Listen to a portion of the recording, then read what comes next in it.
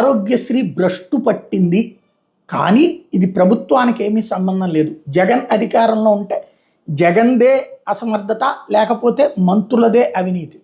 ఇప్పుడు కనుక జరగకపోతే అది అధికారుల తప్పు, అధికారుల నిర్వాహకం. ఆసుపత్రులు అల్లాడతా ఇప్పటికీ.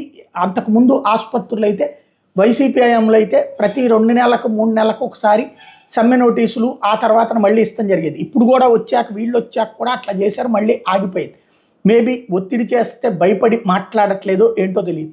ఆరోగ్యశ్రీ బిల్లులు సక్రమంగా రాకపోతే దాని కిందన ఓకే చేయడానికి వైద్యశాలలు ఏడిపిస్తాయి. ఇప్పుడు చూడండి, ఎక్కడి క్లెయిములు అక్కడే అంటూ ఏకంగా 600 కోట్ల రూపాయలు ఇవ్వలేదట. ఎన్టీఆర్ వైద్య సేవ ట్రస్ట్లో పాలన పూర్తిగా స్తంభించింది. ఎంపానల్మెంట్లు నిలిచిపోయాయి.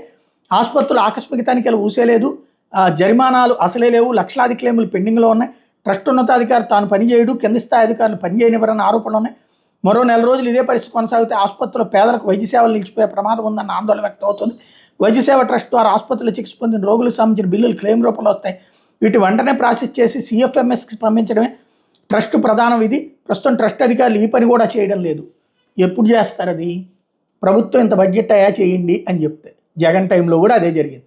అప్పుడు ట్రస్ట్ తప్పు కాదు, జగనే ఇవ్వలేదు. ఇప్పుడు ట్రస్ట్ తప్పు. అది ఇక్కడ విచిత్రమైనటువంటి వార్త.